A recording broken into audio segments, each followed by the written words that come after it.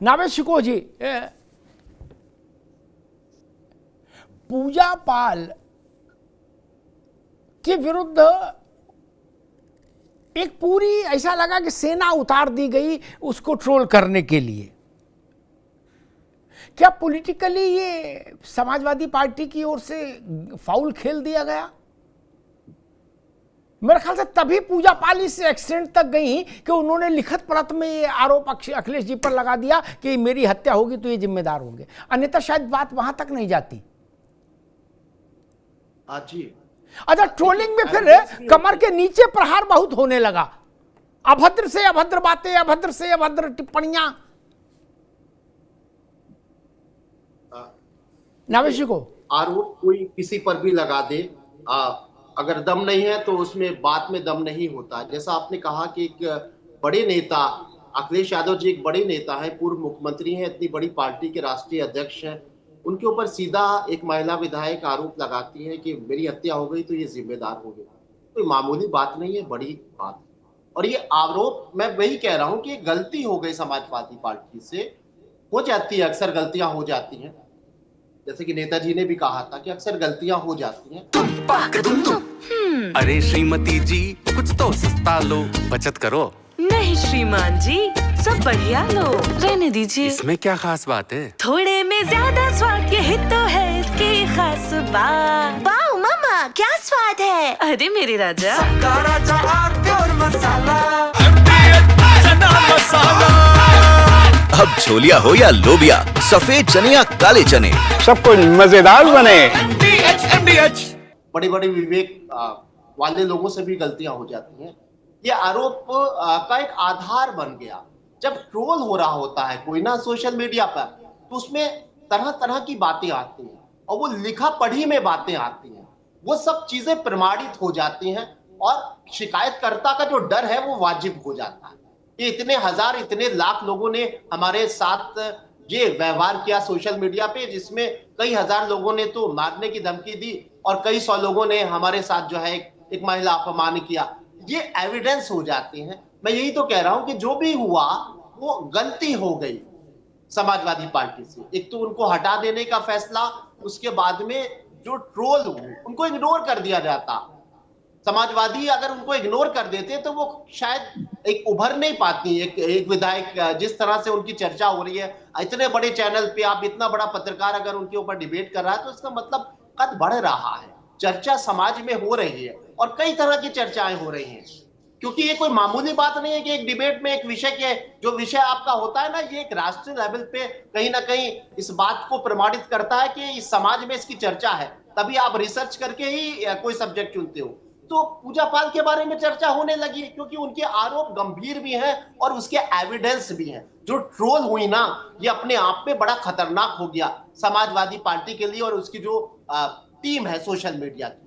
अब ये भी खबर है कि उनको अतिरिक्त सुरक्षा भी मिल जाएगी और वो कहीं ना कहीं महिला सम्मान के लिए काम करती रहेंगी, बयान देती रहेंगी और अतीक को याद करती रहेंगी। अतीक के जुल्म जाति और उसको मिट्टी में मिला देने के सिलसिले को रिवाइज करती रहेंगी समाज के बीच में और उन पर चर्चा होती रहेगी। एक खबर और है, एक खबर यह है कि 1.5 साल बचा है विधानसभा चुनाव में और भारतीय जनता पार्टी या समाजवादी पार्टी जैसी बड़ी पार्टियों के साथ दिक्कत होती है कि एक विधानसभा सीट के लिए एक प्रत्याशी चुना जाता है या विचार किया जाता है कि इसको टिकट दिया जाएगा। यह सिलसिला शुरू हो गया है और इसमें शक्ति प्रदर्शन पूजा पाल करेंगे कि उस विधानसभा क्षेत्र में क्या उनको भारतीय जनता पार्टी से टिकट दिया जाए।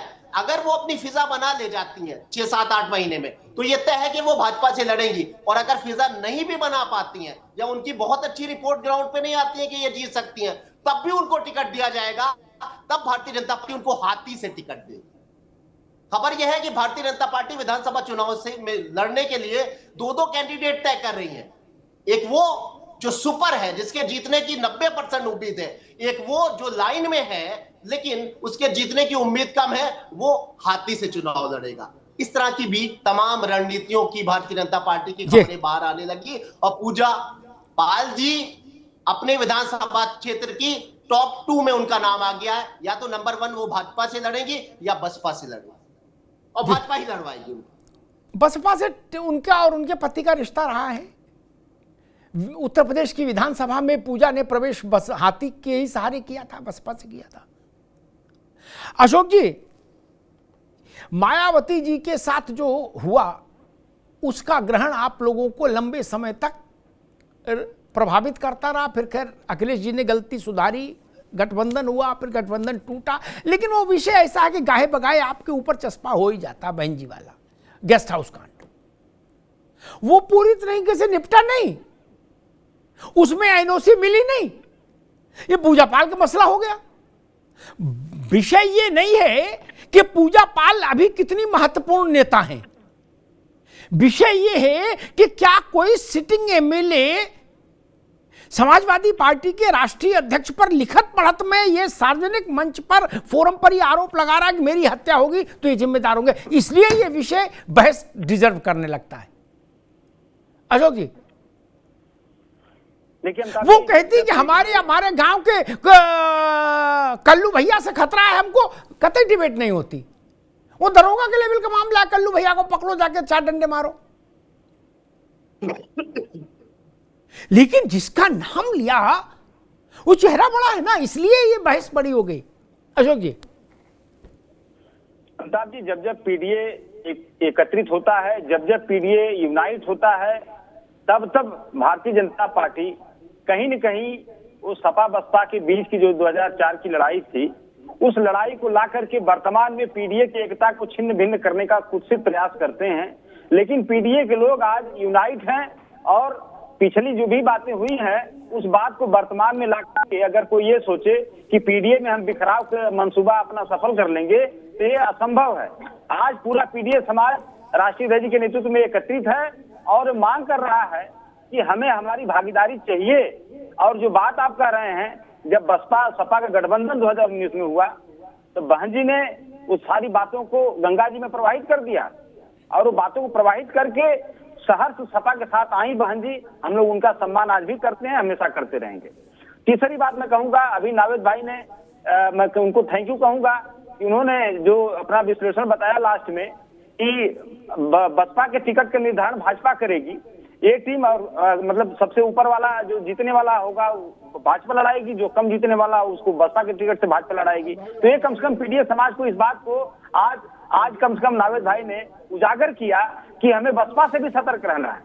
और तीसरी बात मैं कहूंगा कि आप जो बातें कही कि हमारे राष्ट्रीय अध्यक्ष जी के ऊपर आरोप लगा रही है, देखिए हमारे यहाँ गांव देहात में कहावत है कि राजनीति में अगर जिंदा रहना है तो चर्चा, पर्चा और खर्चा, 3 चीज की जरूरत होती है। तो पूजा पाल को अगर राजनीति में जिंदा रहना है तो उनको एक पॉलिटिकल स्टंटबाजी भी करनी पड़ेगी। और पॉलिटिकल स्टंटबाजी किसी छोटे मोटे चेहरे पे अगर वो गेम करेंगी तो हो नहीं पाएगा। तो फिर वही हमारे राष्ट्रीय अध्यक्ष जी के ऊपर कुछ न कुछ ऐसे बात कहेंगी ताकि मीडिया की हाइप उनको मिले और लोगों के बीच चर्चा का विषय बनी रहे और उनकी रेलिवेंसी बनी रहे। उनकी रेलिवेंसी अगर वो राष्ट्रीय अध्यक्ष जी के ऊपर आरोप नहीं लगाएंगे तो उनकी रेलिवेंसी नहीं साबित हो पाएगी। तो अपने आप को रेलिवेंट बनाने के लिए पॉलिटिक्स में लगातार इस तरह का प्रयास कर रही हैं। लेकिन पीडीए समाज 69,000 शिक्षक भर्ती में आज भी पीडीए का ठीक है अशोक भाई, ठीक है मैं दयाराम भार्गव के पास चलूं। शुरुआत पहली बार में अशोक भाई ने कहा था कि कोई उन शिक्षक भर्ती में आरक्षण पर बोल देगा तो किसी की औकात नहीं है, वो मार दिया जाएगा, भगा दिया जाएगा, बर्बाद हो कर दिया जाएगा टाइप के कुछ उन्होंने बड़ी उत्तेजना में बात कही थी। मुझे 2-3 वक्तव्य याद आते हैं। केशव जी ने इस पर टिप्पणी की थी सार्वजनिक तौर पर आरक्षण पर, ये अशोक जी को नहीं याद होगा, मुझे याद रहता। मेरी अंदर सबसे बड़ी गलत बात ही है कि मैं भूलता नहीं। जो एक घटना मेरे सामने एक बार घट गई वो मेरे दिमाग में फिर हमेशा के लिए पैबस्त हो गई। अनुप्रिया पटेल ने चिट्ठी लिखी थी, अशोक भाई सुन लीजिएगा, वो आईजीटी मंत्री हैं। आशीष पटेल ने कहा चिट्ठी लिखी थी, वो भी आईजीटीज है। राजभर ने कहा था, राजभर एजीटीज है। निषाद संजय बोले थे, संजय चश्मा लगा के अभी तक मंत्री हैं। आप कहां बता रहे थे कि नहीं सब लोगों को तुम जेल भेज देंगे भाजपा वाले अगर ऐसा बोल देंगे ये लोग। ये तो सब गुलगुले खा रहे बोलने के बाद भी और ऊपर से दूध पी रहे। गुलगुले खा रहे पहले, फिर दूध पी रहे, आनंद ले रहे। आप भी गड़बड़ कर देते हो कई बार अशोक भाई। और दूसरी बात मैं कहूंगा कि आ रहे हैं दयाराम भाई आपके पास कि मायावती जी से बड़ा पीडीए का कौन आदि चेहरा होगा? कोई दूसरा होगा क्या? मायावती जी जिस परिवार से उठकर आई हैं अशोक भाई, आपने नहीं देखा होगा, मैंने देखा है उनके परिवार को। बहुत कम लोग यहां बैठे इनमें शायद ही कोई दावा करे कि मैंने मायावती जी के परिवार को देखा है। मैंने देखा है जब वो काशीराम जी के सानिध्य में आई थी, तब से उस वैसी स्थिति से आप लोगों में से कोई नहीं आया है। उनसे ज्यादा पीडीए कौन होगा? आप लोग तो तब भी खाते पीते आए हो। वो जिस परिवार से आई हैं, मुझे याद है नरसिंह राव जी ने कहा था, और अब तो हेली मेली है सपा और कांग्रेस का। राव साहब वॉशिंगटन में थे जब रात में 3 बजे मायावती जी ने शपथ ली, तो वहां वॉशिंगटन में लोगों ने पूछा, पत्रकारों ने, नावेद भाई भारत के प्रधानमंत्री से, तो मुझे उनका शब्द याद है, उन्होंने कहा था कि ये लोकतंत्र का चमत्कार है भारत में, मिरेकल ऑफ डेमोक्रेसी, मायावती का ओथ लेना। मायावती भी पीडीए है, पूजा पाल भी पीडीए है, इसलिए ये बात ध्यान रखिए। दयाराम भार्गव जी वो कह रहे, समाजवादी पार्टी कह रही है कि अखिलेश जी का नाम इसलिए उछाला गया क्योंकि चर्चा पर्चा और खर्चा बना रहे, पूजा पाल राजनीति में जिंदा रह सके।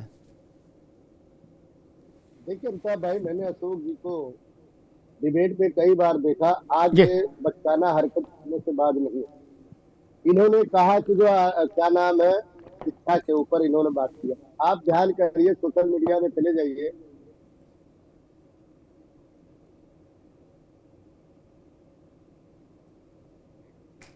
भैया कुछ समस्या है तकनीकी।